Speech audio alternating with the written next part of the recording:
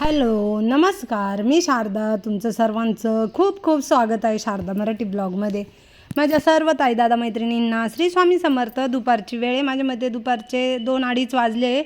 माझा पाण्याचा filter Kent कंपनीचा आहे. तर यांनी आहे ना कंपनीला रिक्वेस्ट टाकली होती का केंटची सर्व्हिसिंग करायची आहे. तर केंटच्या कंपनीकडूनच हा दादा आला आहे सर्व्हिसिंग करून द्यायला.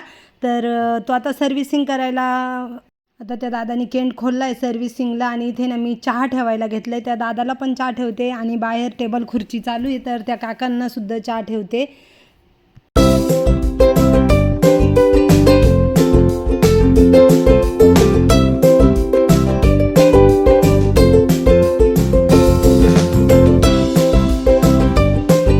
आमच्या फ्लॅटमध्ये जो दादा रेंटने राहतो ना, त्या दादाची आई आहे, त्या झारखंडला राहतात आणि त्या दादाची नोकरी इथे बँकेमध्ये आहे.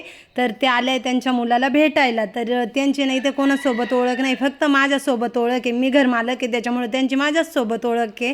आणि मग आज मला सुट्टी आहे, तर ते आले माझ्याकडे बसायला. मी 2-3 वेळेस त्यांना म्हटलं या, तर मग त्या येतात. सकाळच्या वेळेस आहे ना, मला ऑफिसला जायच्या आधी पण त्या येतात माझ्याकडे.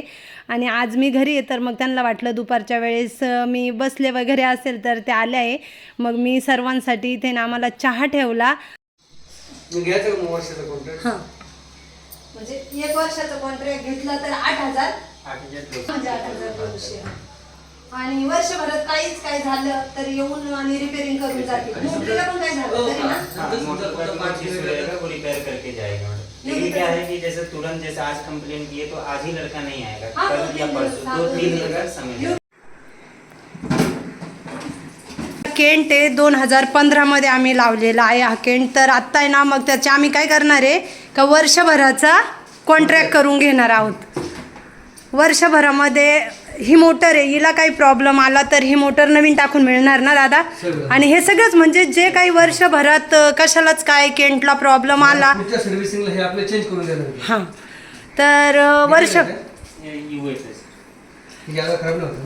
वर्षभरामध्ये काय झालं फिल्टरला तर ते बदलवून देणार वर्षभरात. तर आत्ता ना खरं आम्ही दरवर्षी कॉन्ट्रॅक्टच करतो, पण 2 वर्षामध्येच आमचं कॉन्ट्रॅक्ट झालं नाही घराच्या कामामध्ये किंवा काही नाही. तर आम्ही ना वर्षभराचा कॉन्ट्रॅक्ट करतो. किती दादा हे कॉन्ट्रॅक्ट किती वर्षाचं आहे? 1 वर्ष. आणि किती पैसे? 8,260. 8,260 रुपयाचं कॉन्ट्रॅक्ट आहे. हे पण बिघडलं तरी बदलून देणार का? म्हणजे जे काही प्रॉब्लेम केंटला आला तर ते येऊन आणि बदलून देणार आहे. तर बघा आज कॉन्ट्रॅक्ट करून घेतो, कारण सर्व पार्ट केंटचे ओरिजिनल केंट आहे. हे बघा सर्व जे काही तुम्हाला पार्ट दिसतील ना, हे सर्वच केंटचे. आम्ही 15-1 दिवसापूर्वीच सर्व्हिसिंगला बोलवलं होते एक दादा, पण त्यांनी ना हे चुकीचे पार्ट टाकून दिले. म्हणजे लोकल टाकले ना, हो लोकल टाकले. तर मग ते काढून टाकले. आउटलेटचं पाणीच जात नव्हतं बाहेर, सर्व काही पाणी केंटमध्येच साचायचं. मग ते आम्ही सर्व काढून टाकले. हे टाकला ना त्या दिवशी ते दादानी, हा बघा हा पार्ट टाकला, पण हा लोकल त्यांनी टाकला, काही कंपनी नव्हती काही नाही. मग आम्ही तो काढून टाकला, जाऊ दे गेले पैसे तर गेले. पण मग आज आम्ही सर्व पार्ट केंटचे टाकून घेतले. डायरेक्ट कंपनीला फोन केला होता आणि कंपनी थ्रू हा दादा आलेला आहे. का रे दादा, बरोबर ना? आउटलेटचं पाणी जात आहे ना, पण दादा बाहेरच टाका. नाही तो काढून टाका, आता नवीन टाका.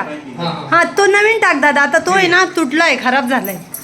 50-60 करने का 32 करने का मिनिमम 50 प्लस होना. 30 लोग ना.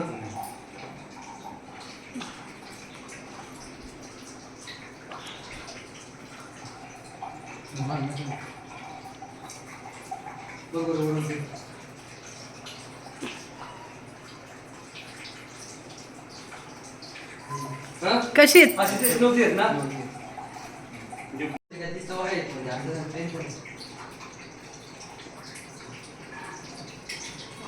अच्छे ना.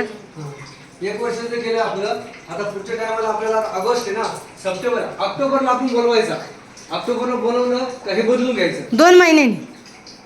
हां 2 महिने. हा 2 महिन्यांनी. हा ऑक्टोबरला बोलू, ऑक्टोबरला हे बदलून घ्यायचं. आता हा जुलै ऑगस्ट सुरू झालाय, पुढच्या ऑगस्ट पर्यंत ना करार. मशीन के अंदर का कोई भी पार्ट का पेमेंट अगर मांगेगा ना, मेरा नंबर सेव रख लीजिएगा. बिल भी वैसे आपको वैसे तो मैंने दूंगा. इलेक्ट्रिक पार्ट रिपेयर रहता है, चाहे जितनी बार खराब हो चेंज हो. हाँ ठीक आहे. हे नवीन टाकलं का? हाँ उसको वापस चेक करो ना एक बार. हां करेन. डिटेल आहे ना. हे बघा इथे मस्तपैकी केंटची सर्व्हिसिंग वगैरे झाली. हे मधले पार्ट बदलवले का आता नवीन? सगळे बदलवले का? पाणी एकदम मधुर लागते. हां आता तो नट लूज आहे बघ. तर एकदम म्हणजे हे सर्व काही पार्ट बदलवले केंटमधले आणि करार करून घेतलं. आता काही टेन्शन नाही वर्षभरासाठी. काही एका वर्षाच्या आत काही प्रॉब्लेम हो काही येऊन देणार का हो? बरोबर ना? ओके. इथे केंटचे सर्वच पार्ट बदलवले आणि बिल बनवायला घेतलं आहे. पुन्हा एकदा मी त्या दादाला चहासुद्धा ठेवला, कारण कसं पाण्या पावसाचे दिवस आहे आणि चहा पिल्यानंतर आहे ना जरा बरं वाटतं. तर मी तेच विचारलं त्या दादाला का केंटचा कवर आहे का तुझ्याकडे? असेल तर मला दे, म्हणजे तो कवर आपण विकत घ्यायचा असतो त्यांच्याकडून. तर तो म्हणे का नाही आहे. तर हे मला तेच म्हणे का सकाळी मी फोन केला तेव्हा तू सांगितलं असतं तर आपण सांगितलं असतं आणायला. तर म्हटलं ठीक आहे आता पुढच्या वेळेस म्हटलं कवर घेऊ. तर आज सुट्टी होती आणि घरी होते, तर मग म्हटलं चला आज लवकरच स्वयंपाकाला सुरुवात करूया. तर माझं इथे ना स्वयंपाक झाला आहे. वरण भात, त्याच्यानंतर चवळीची उसळ बनवली आहे, पोळ्या बनवल्या आणि इथे आता पापड तळते आणि भजे बनवते. मस्त असे कांदा भजे बनवायला घेतले. तर पूर्ण इथं स्वयंपाक वगैरे झाला आहे, पोळ्या बनवायच्या बाकी आहेत आणि सगळ्यांनाच भूक लागले. तर एकीकडे भजे पण तळते आणि एकीकडे पोळ्यासुद्धा करते. तर इथं माझा स्वयंपाक वगैरे होत आला आहे आणि आधीने ना सर्व काही ताटं वगैरे हॉलमध्ये नेऊन ठेवले, कारण म्हणे मम्मी लवकर आवर, भूक लागली आहे. आणि आमचं ना जेवणाचा वेळच संध्याकाळी 8:15 आम्ही जेवण करायला बसतोच. 7:45पासूनच आम्हाला भूक लागायला सुरुवात होते. तर इथे आता म्हटलं चला पटकन पोळ्या बनवूया. एकीकडे वाटलं असतं म्हटलं मी पोळ्या बनवते आणि एकीकडे तुम्ही जेवण करायला सुरुवात करा. तर दुपारचे घासलेले भांडेसुद्धा लावले नाही अजून, ते सुद्धा किचनवर आहे. दुपारी तर केंटचं काम चालू होतं तेव्हा भांडे लावायला वेळ नाही मिळाला. आता इथे माझे किचनमधले सर्व काही काम आवरले. रात्रीचे 10 सव्वा 10 वाजले आणि मला एका ताईंची कमेंट आली होती का ताई मला तुमच्या किचनच्या खिडक्यांची लांबी आणि रुंदी सांगा. माझ्यासुद्धा घराचं काम चालू आहे आणि मला ना अशाच मोठ्या खिडक्या ठेवायच्या किचनमध्ये. तर मग म्हटलं चला आता सांगते. आणि खरं तर किचनला खिडक्या ह्या किचनलाच काय पूर्ण घराला खिडक्या मोठ्याच ठेवायच्या, म्हणजे किचनमध्ये आपल्या घरामध्ये खूप असा उजेड येतो, बाहेरची खेळती हवा घरामध्ये असते आणि घरातलं वातावरण सुद्धा खूप फ्रेश असतं.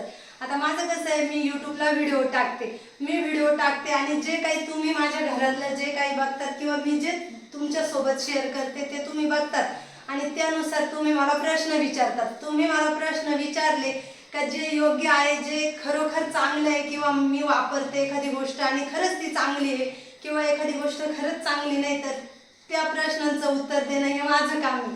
तर चला आता मी तुम्हाला सांगते का खिडक्या किती बाय कितीच्या आहेत. तर खरंच मोठ्या खिडक्या ठेवायच्या. तर इथे ना मी टेप सुद्धा घेतला आहे.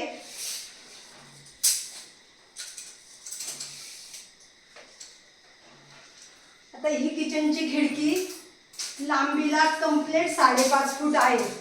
हे बघा, मी रिप्लाय पण तुम्हाला दिलेला आहे, कमेंटमध्ये रिप्लाय सुद्धा दिलेला आहे. तर 5.5 फूट तयार झालेली खिडकी, ग्रेनाइट वगैरे लावून कंप्लीट 5.5 फूट खिडकी आहे लांबीला. आता आपण रुंदी बघूया. तर ग्रेनाइट वगैरे लावायच्या आधी किंवा खिडकी तयार व्हायच्या आधी वीट बांधकामच ठेवताना जरा मोठं ठेवायचं. नंतर आपण ग्रिल वगैरे बसवली का त्याच्यानंतर थोडा गॅप वगैरे असला तर आपण वीट बांधकाम करू शकतो. त्याच्यामुळे ना थोडीशी मोठीच ठेवायची, नाही तर काय होतं आधीच आपण बनवताना ती लहान बनवतो, त्याच्यामध्ये हे ट्रॅक वगैरे बसतात, ग्रेनाइट बसतं आणि पुन्हा ती खिडकी लहान होते. कारण आहे ना आमच्या वरच्या वरचे 4 फ्लॅट आहे ना त्याच्या टॉयलेट आणि बाथरूमच्या खिडक्यांचं तसंच झालं. ठेवताना मी खूप मोठ्या खिडक्या सांगितल्या होत्या पण माझं काही ऐकलंच नाही. जे बांधकाम करणारे होते त्यांनी, कॉन्ट्रॅक्टरनी, आणि त्यांनी ना पुन्हा एक वीट लावली. तरी पण मी ती पुन्हा एक वीट काढली तरी सुद्धा त्या खिडक्या आमच्या लहान झाल्या आहे. बाकीच्या सर्वच खिडक्या मोठ्या आहेत. आता आपण रुंदी बघूया.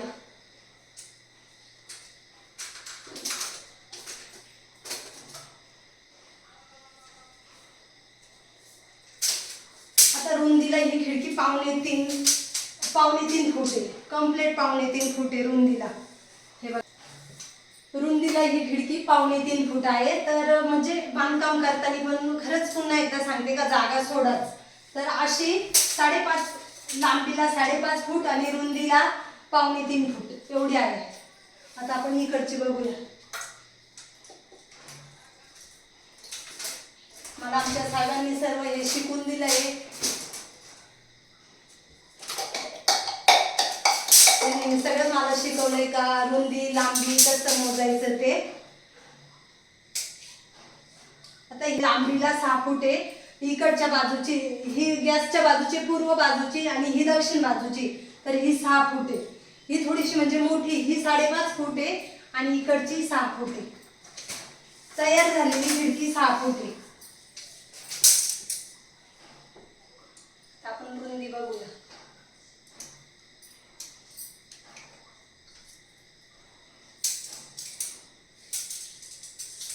रुंदीची पण 2.25 फूट आहे आणि लांबी 6 फूट. तर अशा पद्धतीने तयार झालेली खिडकी आहे, ग्रिल वगैरे लावून. आणि आम्ही हे सर्व काही मटेरियल जिंदालचं लावलेलं आहे. पूर्ण इमारत आहे ना, पूर्ण घराला जिंदालचंच मटेरियल लावलेलं आहे. असं लोकल वगैरे वापरेल नाही. काय होतं ते लोकल वगैरे आपण हे मटेरियल वापरतो ना, तर असा पापुद्रा येतो. लोखंडाला कसा येतो असं गंजल्यानंतर, तसा पापुद्रा येतो आणि ती खिडकी खराब होते. त्याच्यामुळे आम्ही सर्व खिडक्यांना जिंदालचंच मटेरियल वापरेल. आता बघा ह्या 2015 मधल्या माझ्या खिडक्या आहेत. हे मटेरियल वगैरे म्हणजे त्याच्यात कुठे आजपर्यंत कसलाही बदल केलेला नाही. 2015 मध्ये हे बांधकाम झाल्यानंतर लावलंय ना, तर आजपर्यंत खिडक्या वगैरे तशाच आहेत. त्याच्याच नंतर मी भरपूर ठिकाणी बघते का खूप ताईंच्या इथे ना ही जाळीच नसते. ही नेट नक्की लावायची, फक्तच 2 काचांच्या असतात आणि नेट लावलेली नसते. मग काय होतं घरामध्ये पाखरं येतात, डास वगैरे सर्वच काही, किंवा पाणी वगैरे खिडक्यांमधून येतात. त्याच्यामुळे नेट सुद्धा ठेवायची आणि खिडक्यांना सर्वच खिडक्यांना नेट लावून घ्यायची. तर बघा अशी मी तुम्हाला खिडक्यांची माहिती सांगितली. तर बघा जे काही मला माहिती आहे ना, मी ते नक्कीच तुमच्या सोबत शेअर करते आणि सांगते. कसं मला पण वाटतं का माझ्या ताईंचं ज्यांचं काही जे काही काम चालू आहे घराचं म्हणा किंवा कोणतंच म्हणा, आणि आपली खरंच एखादी वस्तू चांगली आहे तर ती त्यांना नक्कीच सांगितली पाहिजे का त्याचा त्यांना सुद्धा उपयोग होईल. तर अशा खिडक्या आहे बघा. मी आता मागच्या वेळेस तुम्हाला एकदा असंच व्हिडिओ बनवून पण सांगितलं होतं, पण ताईंनी व्हिडिओ बघितला नसेल.